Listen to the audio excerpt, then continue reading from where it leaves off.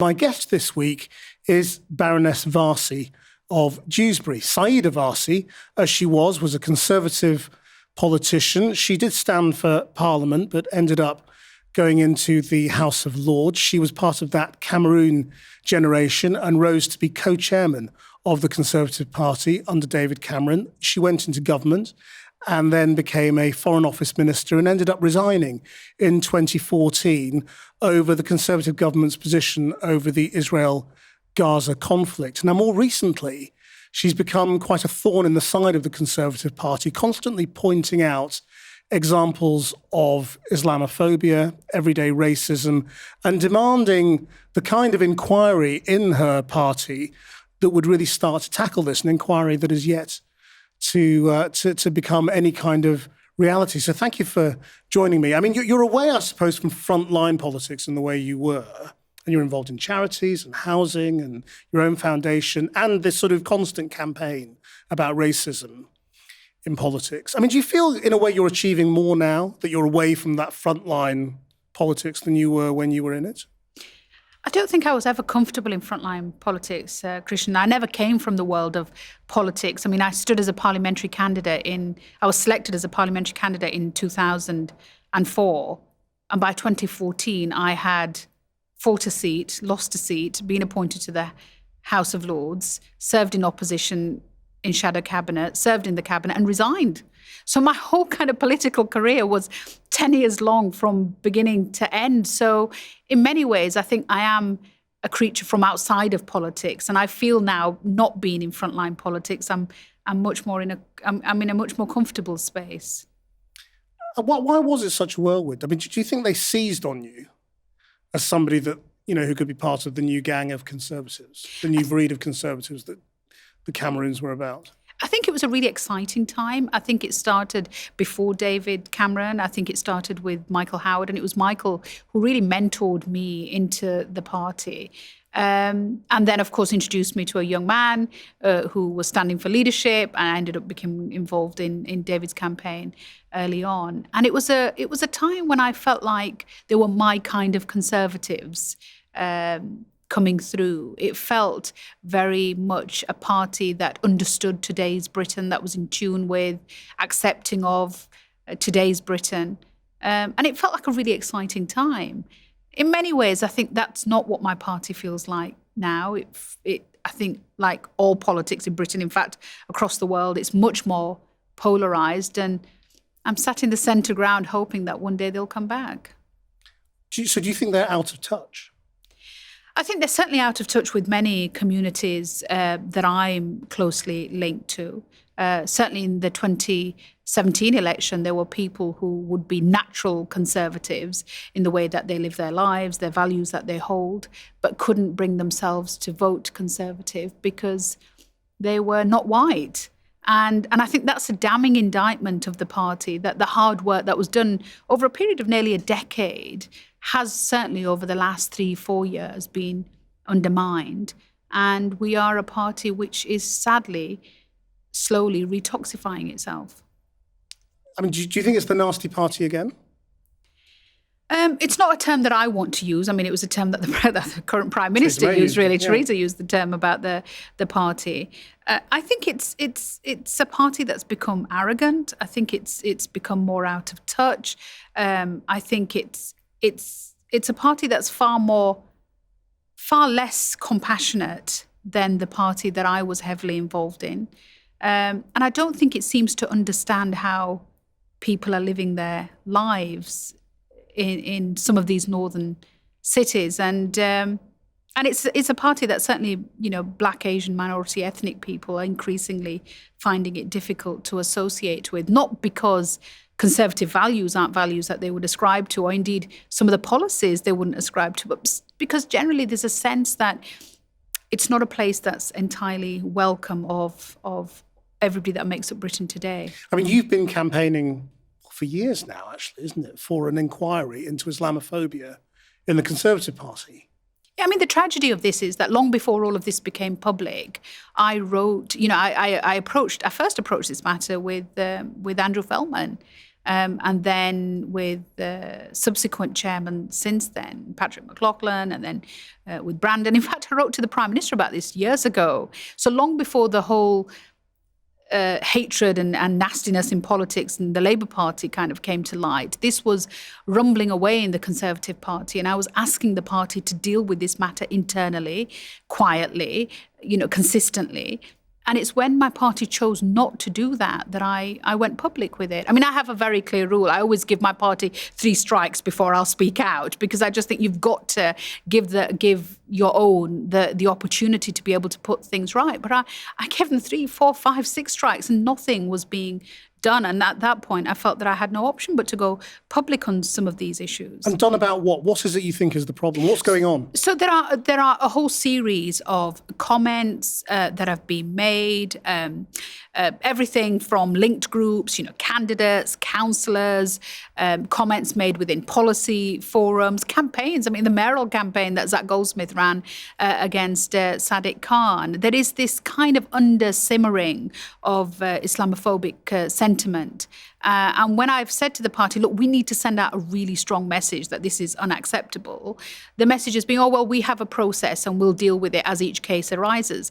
But when dozens and dozens of cases arise, then this isn't an odd issue. This is an issue which permeates across the party. And that's why we need to have an inquiry. Now, if there are people in my party, Christian, who genuinely believe we don't have a problem, then they shouldn't have a problem with an inquiry, because clearly that inquiry, independently done, will reveal that we don't have a problem. But we do have a problem, and that's why I feel that we need to lance this ball, we need to deal with it, we need to be transparent about it. And even more so because I think at a time when we've been quite rightly calling out the Labour Party on the issue of anti-Semitism, when we fail to deal with it in our own backyard, we come across as political opportunists, we come across as hypocrites, and that will do us far more damage in the long run than I think even these individual cases of Islamophobia and bigotry. I mean, these might be individual council candidates or parliamentary candidates who will say something or have said something in the past or tweeted something. But there are some very high-profile ones as well. The Boris Johnson one about burqas in the column that he wrote. Which was apparently another one that got you fired up, and you called for an inquiry. Now, they had a sort of inquiry. Well, we don't know what happened. So there was apparently a process. There was no sense of what that process involved, whether Boris even turned up for the process. Was he questioned? Who was he questioned by? Who made the judgment? What was the basis upon which that judgment was made? Well, they said it was an independent panel, didn't they? And then very quietly before Christmas, the message was put out to say, he was just exonerated, and we all moved on from it. And that is unacceptable. This kind of cloak and dagger approach, this kind of hiding behind bureaucracy. I sent some information through to Brandon, to the chairman, about a specific matter in the Northeast. And I said, look, this is an issue. I emailed him. He said, look, drop me an email about it. I sent him the details. Weeks went by, months went by, nothing happened. So I asked what had happened. And the answer I got was, I didn't go through the process properly. I hadn't completed the forms, or I hadn't completed it in the form. I hadn't. Yeah. And I'm like, seriously, guys, we've either got the political will to root out Islamophobia and bigotry, or we don't have the political will to do with it. But don't hide behind bureaucracy. I mean, can Brandon Lewis sort it out? I mean, you've done that job. Does he have the power to sort it out? Absolutely. Absolutely. If he has the political will, and this is an important issue for the party, and the party genuinely are concerned about the way in which they're seen, amongst other things, amongst Muslim communities, of course they have the political will to deal with it. But do you think the problem is individual bad apples who are racists or Islamophobes, or something more fundamental about what conservative politics today tolerates in terms of attitudes? I think we have to make a decision as to whether it is one or two individual bad apples, or whether there are so many bad apples that it's starting to rot the barrel. And I genuinely believe that the rot is starting to set in, and that's why we have to deal with this issue. But again, what I'm saying is, if people genuinely believe that these are just one or two individuals, well, then the inquiry will show that, won't it? Why are we so hesitant about having a transparent, independent process? My own view what do you think? Because I think we will unveil something that we will find deeply uncomfortable. But I would rather we did that and moved on. You know, Britain is a multicultural, multiracial, multireligious society, and it's going to increasingly become so. And it cannot be right that one of the major political parties of this country is shutting out certain communities from being an authentic part of that party. And I have spoken to so many individuals, people who joined 2007, 8, 9, 10, who simply feel like there's no place for them in society. And these are not, you know, these are die-hard conservatives. These are people who feel there is no space for them in any other political party because they are centre-right politicians. I'm constantly being, you know, contacted on social networks, and friends will speak to me and say, look, why don't you just leave the Conservative Party? And I'm saying, I'm not prepared to do that. You know, this is my party as much as anybody else's. And just like there are people in my party taking it to the extremes, people like me and others have to keep fighting to bring it back into the centre. It's interesting, though, who doesn't support you, though. I mean, Ken Clarke, for example, previous guest on this podcast, said, you know, he's got a lot of time for you and you're a friend of his, but he thinks this is nonsense. You know, that the Conservative Party doesn't have a big problem. You know, it's just one or two people who are a bit racist. I think Ken Clarke is one of the most amazing politicians that you will find within the Conservative Party. And I think Ken, in the way that he sees things, wouldn't even see this. It would be completely beyond Ken's kind of worldview to imagine that there are people amongst his rank who hold these views. But you only have to look on the benches within the Commons. What sorts of members views? of Parliament who retweet Tommy Robinson, members of Parliament who make crass comments about ethnic minorities, members of Parliament who can't tell the difference between two brown women. I mean, we had that yesterday. Nadine Dorries. You know, yes. I just feel this kind of sense that somehow members of Parliament demanding loyalty But what's from the problem brown there? people. I mean, in that example, say, Nadine Yeah. Dorries this week confuses two Asian women. Are you saying she's a racist because she can't tell the difference? No, I'm you know, not we saying- we all look alike. No, I'm not saying what? she's a racist. I'm saying, and I don't know if you've had this, that, you know, I don't go around confusing two white people simply because they happen to be white, because individuals are individuals. But the number of times, I mean, I have a great friend in the House of Lords, Sandy Verma, Baroness Verma, and the number of times she's confused with me and I'm confused with her. We look nothing like each And other. I'm Martin Bashir and Faisal Islam and Matthew Amroli-Wallach, but, you know. I mean, Aisha wrote a piece where she said, people keep thinking she's Baroness Varsi. And I mean, come on, guys. What kind of a world do we live in But what's where wrong we with simply... that is what people might say. Look, you know, isn't it just a mistake? Why do you want an inquiry into that No. kind Well, of look, thing? the inquiry in the Conservative Party is not because of this comment. What I'm saying is that there are a whole series of issues and a general kind of, you know, when members of Parliament host nationalists, anti-Muslim, Islamophobes within Parliament, nothing is done about it. When members of Parliament retweet Tommy Robinson and nothing is done about it. When members of Parliament use the N-word and they're simply allowed to come back into the party. When members of Parliament, you know, it just goes, when linked groups say the most vile things about, you know, Asian communities and Muslim communities, where you have now groups who are associated with the party, who are funding the party, who are associated with Islamophobes, the alt-right and anti-Muslim organizations.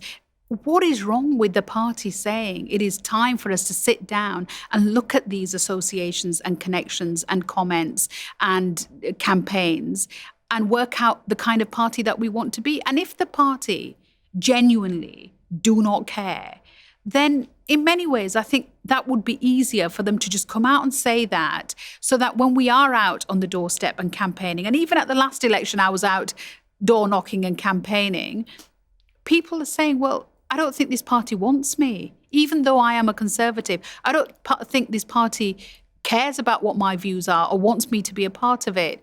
And I genuinely hope that the party, post-Brexit, manages to find its way back. Are those people Asians you're talking about, or people of all?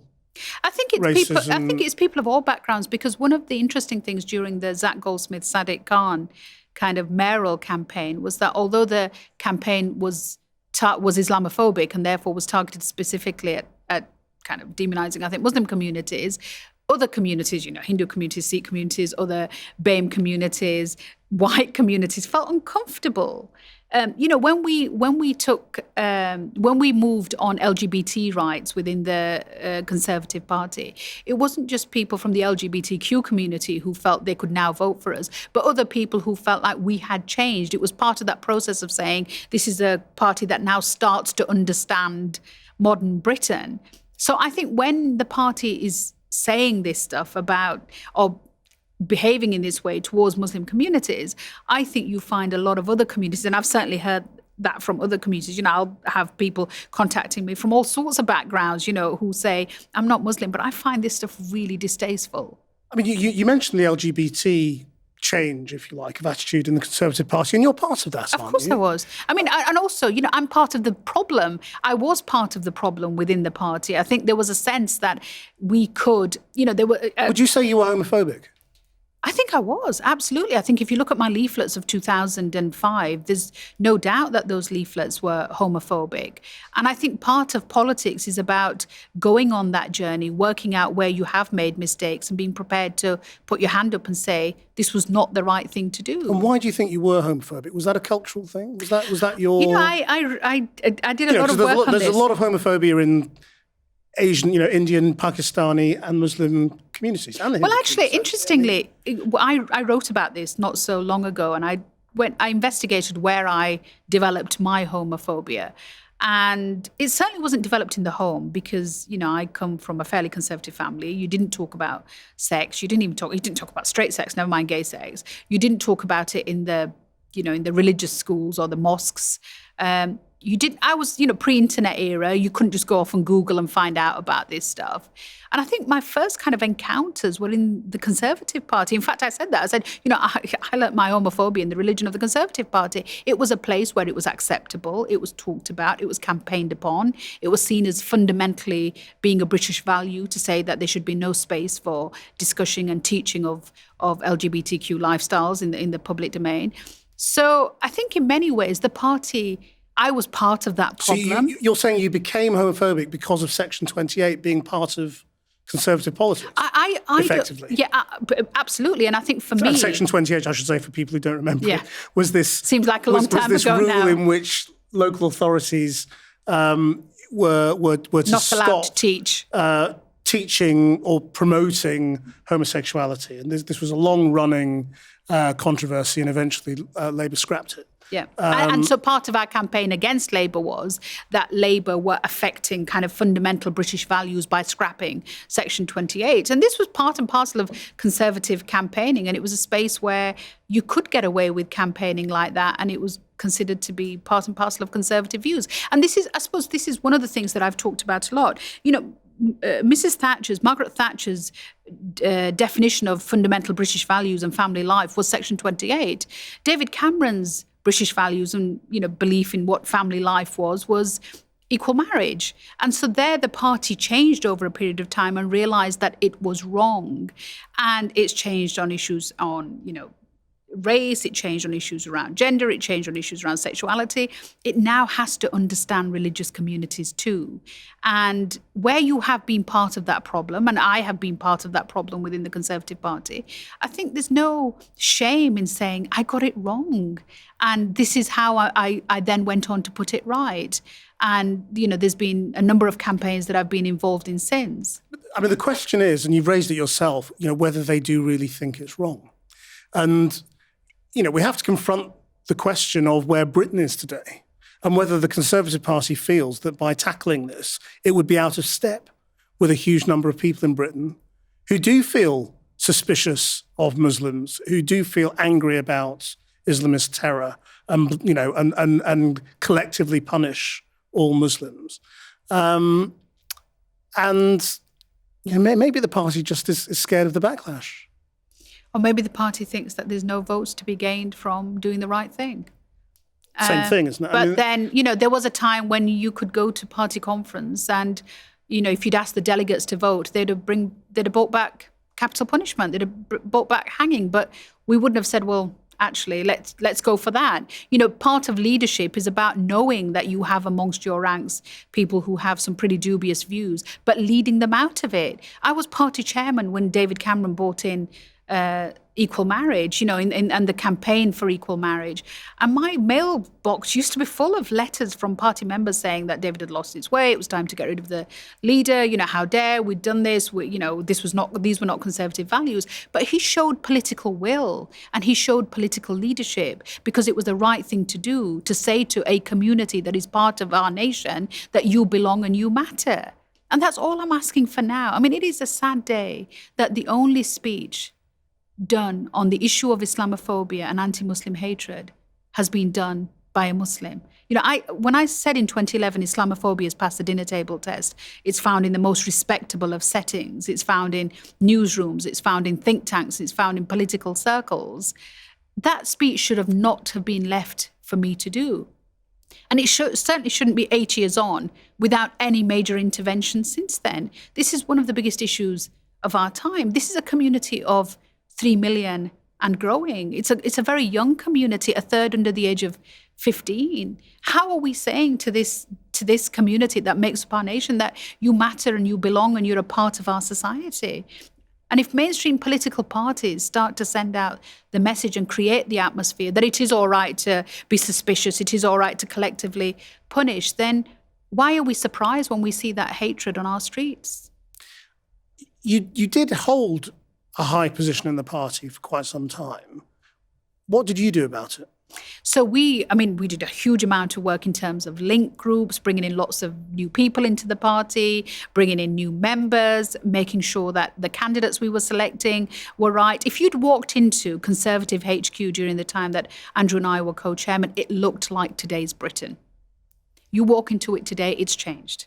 It was a vibrant, multicultural, multiracial, multireligious, gender kind of mixed, amazing kind of place to work. And, we've all heard the stories of what happened subsequently, including the concerns around bullying and the way in which the chairman's office was being run. So they've gone backwards. It's gone backwards. And it breaks my heart because if you look across politics right now, more than ever, we need the Conservative Party to show inclusive leadership. But hasn't politics gone backwards as well? Well, there is that. Across the UK, not just across the UK, across Europe, across the world, we're seeing this rise of kind of popular politics. And maybe I'm still an idealist. Maybe because I'm not from the world of politics, I still genuinely believe that there is a centre ground, a space where we can be an inclusive nation, but also from a pragmatic perspective, Krishnan, if we create an atmosphere in our nation where large sections of our population start to feel like there isn't a space for them, then what are we storing up for the future? I was talking about this recently. When I was growing up, my granddad came here over 60 years ago to work in the rag mills in Yorkshire. And my parents in the 70s would talk about, my dad would talk about saving up enough money and going back to the Punjab and building, a house in the north of Punjab, like people dream about having a villa in the south of Spain. And my mum would say, well, that's fine, that's your dream.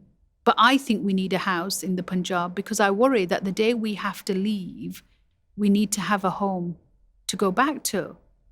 And I used to look at them both completely thinking these are ridiculous arguments. Why would Dad want to buy in the north of Punjab? Actually, I'd rather he bought in the south of Spain. And secondly, who does Mum think is going to ask us to leave? There's only one direction of travel. We've moved on from the bad days of the 60s and Enoch Powell and there's only one direction of travel. And here I am approaching 50, dreaming my dad's dream and worrying my mum's worry. I never thought I would be in this place 60 years on from my grandfather arriving here, having had both grandfathers serve in the British Indian Army, to feel that once again I was having to sit the loyalty test and have my place in Britain being questioned. Or that you might have to leave. Or that, or you might want to leave because of what Britain's become. I don't think I would ever leave, but I would certainly... I think there are many, very successful ethnic minority families up and down the country, Muslim families, Jewish families even, I know, who are not stopping their children if they're wanting to go and set up home elsewhere. And that would be a tragedy, to have to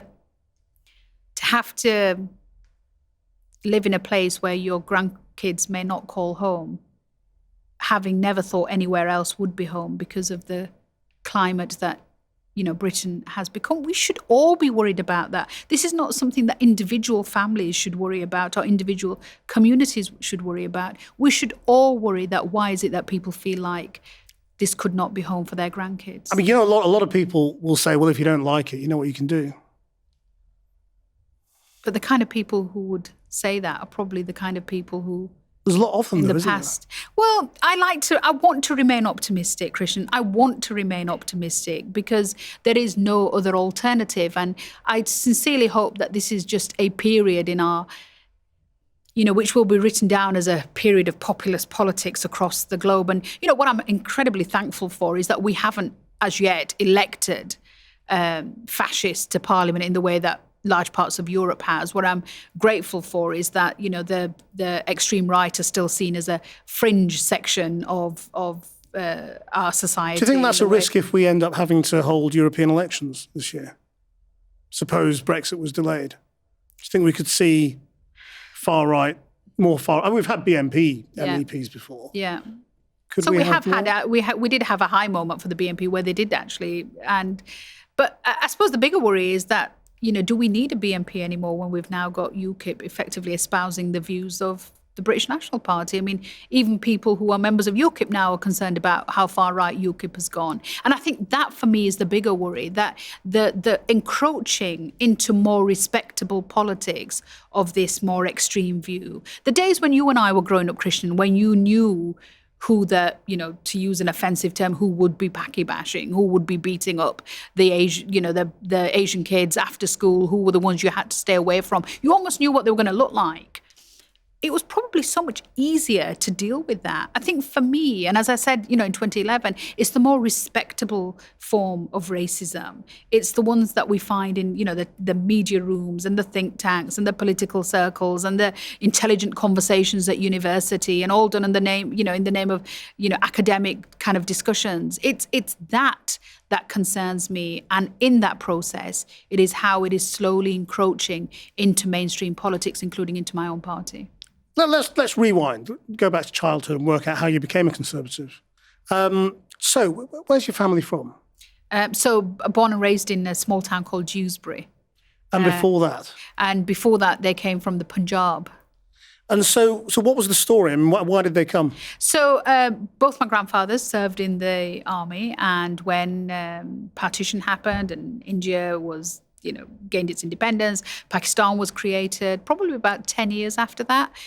Granddad came to the United Kingdom. Britain was recruiting. Did they find themselves on the wrong side of the border? Were they they didn't migrate. Were they Muslims in India? Or? No, they were already on the western side of, I think it was, they were already in Pakistan, what became modern-day Pakistan. Right. So they carried on living where they were living beforehand. So they weren't actually involved in the kind of migration process. But about 10 years later, having kind of left the army, and Britain was recruiting in the males, and so Granddad came over here to work in the factories. And then Dad came over here, and then my mum followed thereafter in the 60s, and then we were all born in the 70s. So we were born and raised in this tiny little home in West Yorkshire, in Dewsbury.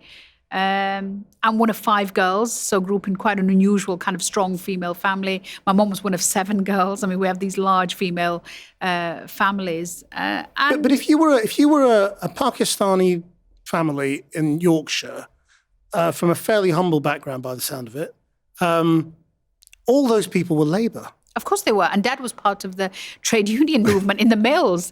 And then what was interesting was, as we grew older, Mum voted Margaret Thatcher and Dad voted Labour. I'm not even sure Mum voted Conservative. Mum voted Margaret Thatcher and Dad voted Labour. And so there was a split in the family. And we would have great political discussions. I mean, my dad's a real kind of storyteller and conversation. You can imagine these 5 girls around the table all having their say. We were brought up to have a huge opinion. And I think that kind of shaped who we became, certainly in the 20s. And then I got to know the local party, where I was born and raised. And fundamentally, so you followed your mum, basically. Is that what you're saying? Yeah, and I think my dad is the kind of fun part of the family, and my mum is the pretty determined, ultimate tiger mother who kind of set us on our paths. I mean, my mum was the person who chose our careers. I mean, she literally sat down and went teacher, lawyer, doctor, the typical. She decided you were going to be a solicitor. She decided I was going to be a lawyer. She said I either had to do medicine or law, and I just don't like blood. So I ended up with law. But she absolutely had this adamant view that she was going to put her girls through university, that they were going to do the degrees that she felt were important. I mean, I can't imagine if anybody had come home and said, I really wanted to go into writing. I wanted to take some of the old English classics and bring them to the screen with a kind of ethnic twist. I should have been the person that kind of created Pride and Prejudice, but it never happened. I was a lawyer. But what was it about Thatcher that you liked then? So Mum voted Thatcher, and then I think she basically said to us that the way you kind of live your life is through hard work, through opportunity. It was always about working your way out of what you were born into, and that you didn't have to accept where you were born into. And she loved the story of this girl being born the daughter of a greengrocer and going on to become prime minister, and how anything was achievable. And that real sense of you didn't look to somebody else to sort your problems out. You sorted them out yourself. You had to. The state was not the answer to your solutions. And we grew up, with, and I'm not making a judgment. That was what conservatism meant. Yeah, and I'm not making a judgment on anybody else's lives. But I remember, my dad being very clear. He said, I don't care if you sweep the streets, you sweep the streets, but I don't ever want to see you in a queue at the Social Security office, as it used to be called at that time. So this real sense of hard work, kind of taking responsibility, working your way out of the situation that you were born into. For me, absolutely, it was about conservative principles. Did you not think the Conservative Party in those days had a lot of very overt racism in it? So the Monday Club and all that kind of stuff. So interestingly, the local party that I became involved in was fairly mixed, and some of the leading lights in that were from ethnic minority communities. So, and my local association, and indeed the association that then selected me, and I fought the 2005 election campaign with was brilliant. I mean, it had some of the most amazing, hard-working, old-fashioned, I call them the Ken Clarke, Dominic Grieve type conservatives. I think like I said, I think I was part of a Conservative Party that was heading in the right direction. Do you regret, though, not sticking out the elected route and trying again and finding a seat and becoming a member of Parliament? Yes, I do. And I've had that conversation kind of many times. Probably not so much now in today's politics. I think there's a level of sanity in the House of Lords, which I now prefer, and a level of freedom. And I think the quality of debate is far higher. But do you feel you'd have more legitimacy in politics if you had been elected rather than appointed by David Cameron? Absolutely. And I certainly think that during those early years as party chairman and in cabinet, had I come through the elected route, I think there would have been less opportunity for people to criticise. And certainly at the age of 36, entering the House of Lords was quite an unusual. I mean, the average age there is about 69. So at 36, it did feel like I was in the wrong place. I mean, I did have imposter syndrome for quite a while. But now I think coming up to, like I said, in my late 40s, it feels like the right place to be now. But why do you think they picked on you and promoted you so fast? Because I was just super talented.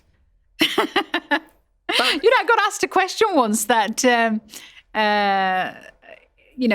you kind of feel like you got to where you got to because you were an Asian woman from the Muslim background and all these things kind of, tokenism, which helped you get to where you got to? And I said, well, I don't know, but I know that if I'd been a white man from Eton, I'd have become Prime Minister. Yeah. I just think sometimes I suppose I'm less apologetic now. But also, if it was that, would that be a problem? Or would you say, you know what, I'll take it because I can still do good?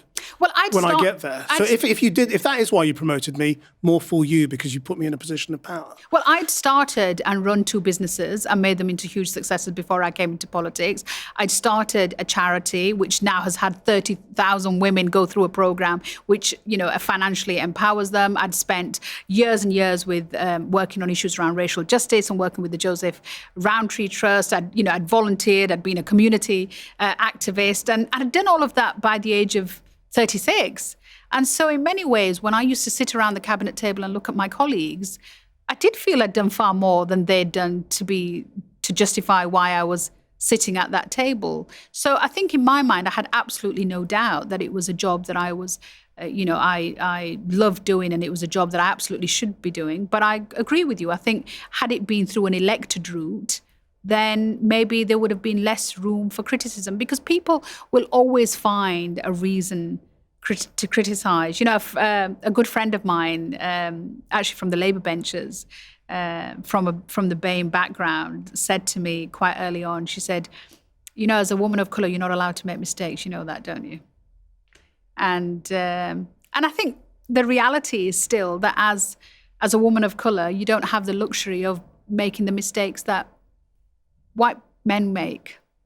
And so there have been moments where it's been tough and having to justify and be accountable for things that I presume some of my, colleagues wouldn't have to be accountable for.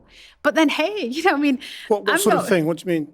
Well, for example, there was lots of talk about, what was expected from a party chairman, and yet subsequent party chairmen have done even less than I was, what I was being criticised for not doing enough on certain areas. Subsequent party chairmen have done even less, but not being criticised for doing that.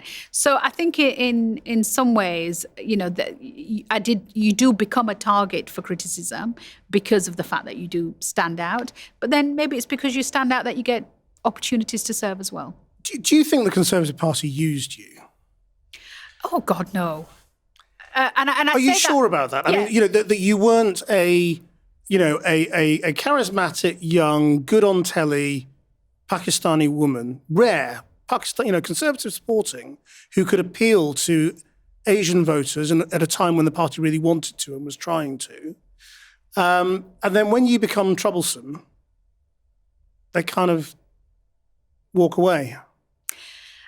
Well, I suppose there are a number of bits to that, aren't there? I don't know what the intention was behind, why I was being supported by the Conservative Party. But, a working class girl, born the daughter of immigrant mill workers in Dewsbury, gets a chance to serve at the cabinet table.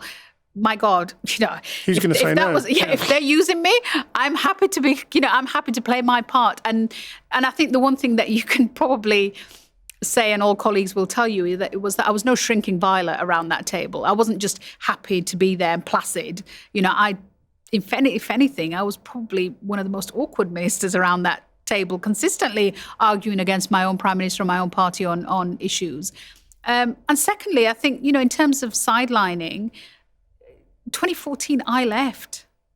And so, it was a decision that I took to leave frontline politics on an issue of principle for me. So I can't complain and say, well, I'm not in frontline politics, because Do you ever regret leaving, though, given what's happened to politics since? I think I would have found it, no, one, I don't regret it. But secondly, I think I would have found today's kind of politics quite difficult. I think for all the differences that I had with, I think the coalition years were amazing years. I think the coalition years made politics much more kind of healthy. I always say that, we made the Liberal Democrats more realistic, and they made us nicer. And I loved working with my Liberal Democrat colleagues in government. And I also had a strong relationship with people like David and look at the team there was there. William Hague, David Willis, Dominic Grieve, Ken Clarke. These were people I sat around the cabinet table. These are people that are now seen as the rebels on the backbenchers. These were actually people who were sat around making the big decisions. So it was a nice team to be a part of. So I think I served my time at the right time with the right people. I think today's time and today's people, I think, are very different to me. And I'm not sure there's space to disagree. And could you not have played a role in that, in stopping it happening, had you stayed? Could you not have played more of a role in shaping what the Conservative Party has become? I think the change in leadership would have made it. Or is it just too big? I think the change in leadership would have made it quite difficult. David and Theresa are very, very different people to work with. You see, you could have a huge row with David in the morning about some issue of policy, and in the evening you could be sat at dinner at some fundraiser together, and it would all be forgotten. He was, for all our differences, he was an incredibly resilient individual and a real kind of allowed people to be themselves and play their part and have disagreements and, left people in their roles for a long time to develop their ideas. And what's Theresa May like by comparison? I worked alongside her both in shadow cabinet and cabinet, and I'm not sure you ever really get to know the Prime Minister. I'm not sure people ever get to know who the real Theresa May is, and I would find that quite difficult because whether it's my Yorkshire background, whether it's my Asian background, we're quite. In Yorkshire, folk are quite open and they call a spade, and that doesn't always go down well in politics. And I think I would have found this I find the politics of Politics Christian incredibly difficult. But people always said about Cameron that you never really knew what he believed in, and he believed in whatever was popular at the time, sort of thing. But you always knew who he was. You always knew the individual you were dealing with. Aren't you just saying he was a nice guy, ultimately? It's probably one of the reasons why my resignation was so difficult, because he was such a nice guy, I think. But that doesn't make a good politician, is what I'm saying. But it makes a great chairman. And that's sometimes what the Prime Minister has to do. It has to bring together lots of different factions to be able to get resolution. And during the coalition years, where we didn't just have different people from our own party around the table with different views, we had two different political parties around the table. There was some effective policy making, and the atmosphere was generally collegiate and, cohesive, and it was a nice place to work. And I think certainly from speaking to colleagues, I'm not convinced that's the case so much now. But do you ever feel responsible for that build-up of Conservative politics that led to the referendum, the promise of a referendum, and Brexit, and where we are now? Because this was done essentially to keep the Conservative Party together, wasn't it? Of course. And I think I think even if you were to speak to David, he'll probably tell you that I'm not sure that anybody within the Conservative Party thought that we were going to win that election. And therefore, there was a little bit of, placating of our own side in the run-up to that election in the hope that thereafter, would we or would we not deliver that referendum? I'm not sure. Because you thought there'd be another coalition and the Lib Dems would deny you a Brexit referendum. Absolutely. So it was a promise you would never have to deliver on. That was definitely the sense that I got, yeah. I mean, isn't that just the most reckless, awful politics? To have done that, to have gambled the country's future on that. Yeah, it is. Shouldn't somebody say sorry? I'm not sure sorry is enough. I think the best way that we can deal with it is to make sure that we deliver a Brexit now, which, one, keeps the country together, but in the long term, make sure that we remain a, vibrant, successful nation. Do you think that's possible? I do think it's possible. And I think in many ways, if there is somebody who could potentially do that, I think the Prime Minister could. Really? Yeah, I do. I genuinely do. For somebody who probably would never want to serve in a cabinet where Theresa May is Prime Minister, I still believe that she does have the tenacity and the character in these incredibly difficult times to be able to find some sort of solution to the mess that's being created. But what you were saying was a vibrant and successful Britain, and that's the question. Do you think a vibrant and successful Britain is doable if we leave the European Union on March 29th without a deal? I sincerely hope that's not going to happen. I genuinely believe that's not going to happen. I think it would be absolute political, and economic suicide for us to do that. And I think hopefully there is enough sense within politics to know that that is not an option. I mean, a lot of people are wandering around saying this, and nothing is happening to stop it happening. Yeah, I mean, part of the challenge. When is it going to be stopped? Yeah, in my day job. Yeah, in my day job, when I'm in business, the number of customers and suppliers who will contact us and say, what's your Brexit planning, assuming that there's some, major kind of information bank at our business because of my involvement in politics, and they'll say, well, surely you guys will know what's going on because, and I genuinely feel that these are all scenarios that people are talking about that they will want, but I genuinely believe that we will not be leaving without a deal. We call this Ways to Change the World. When you think about how you want to change the world now, what do you think about? Do you think about politics and Islamophobia and Brexit? Or do you think about other things? I think there are two big things that I would love to be able to implement. First of all, a genuine human rights policy. It's something that I tried to do when I was in government. You know, I came from a background of human rights in terms of law. I became the Minister for Human Rights. This wasn't just a holding position for me. This was an amazing job to get it right. And I feel that the way in which we do human rights is disingenuous. I mean, I always say we like to bring out human rights as a main meal that we serve cold when our foes come into town, and when our friends do, we put it in the back of the larder. And I just feel that a consistent approach to human rights and a genuine commitment to human rights is something that I would like to see. It's almost, the human rights framework has almost become laughable. We apply it and not apply it depending on who we think we're talking to at any one point. And either we fundamentally believe in these issues, we fundamentally believe that the death penalty is wrong, and therefore we raise it when it's used by, Iran and Saudi Arabia as well as the United States, and we do it we make it a big part of our relationships with those countries. Do you think our principles should apply everywhere? Of course. I mean, because human rights are principles, and they are our principles or they're not. And if we don't believe in them, then let's, quite as a permanent secretary at the FCO, I think at the Foreign and Commonwealth Office said not very long ago, it's just not a priority. That's fine. Let's say that then. But let's not say we believe in human rights and then not consistently apply that. And it's one of the reasons why I had to leave in 2014, because everything that I'd advocated and I believed we stood for, we suddenly just shelved when it came to the Israel-Gaza conflict. And secondly, I think a minority covenant. I mean, look, it's been in UN frameworks from the 60s. In fact, in the 90s, it was a huge part of the UN kind of space and resolutions about ensuring the protection of minorities the world over.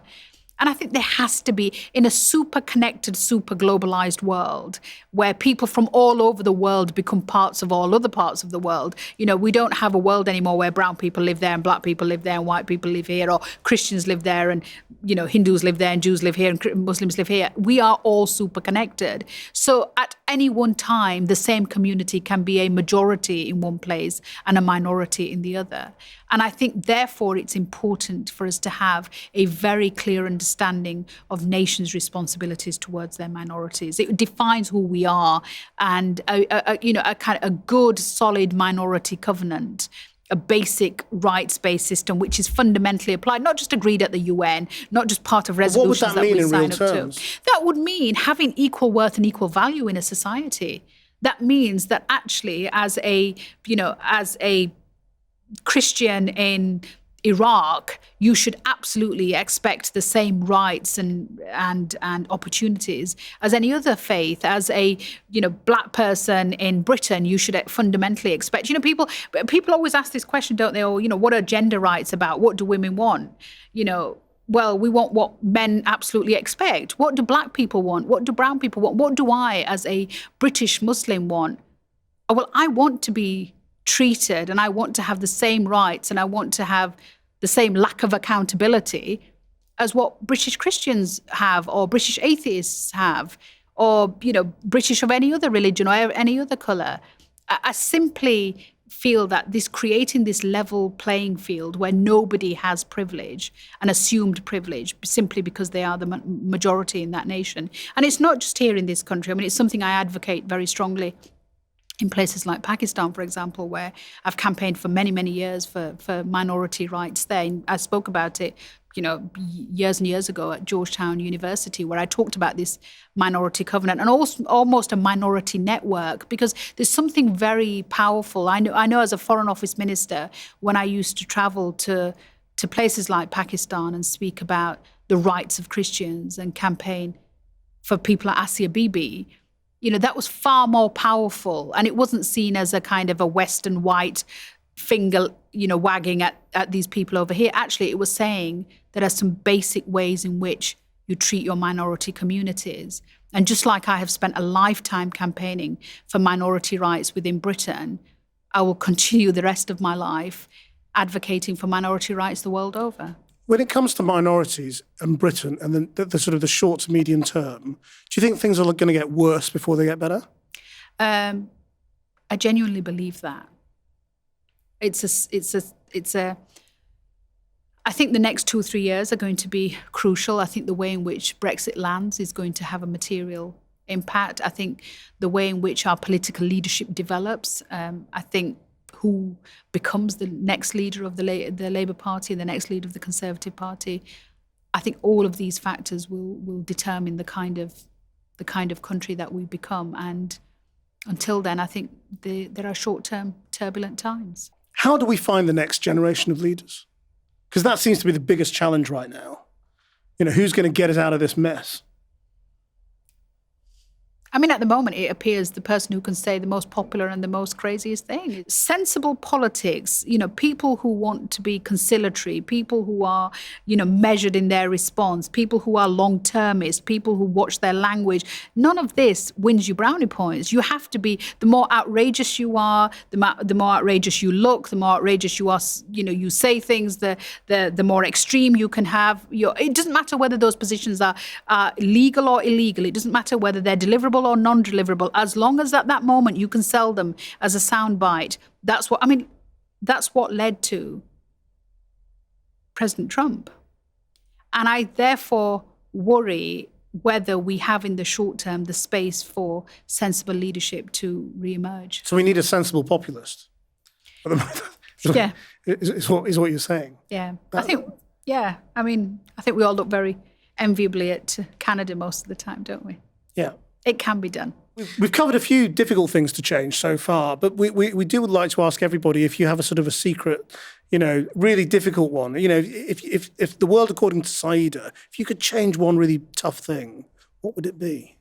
It would be that we do not sell arms to any country whose human rights records we find dubious. We currently have countries who we list as countries of concern in our annual human rights report, countries who we then go on to sell arms to. That, for me, is an issue I can't reconcile. Saida Warsi, thank you very much indeed. Thank you.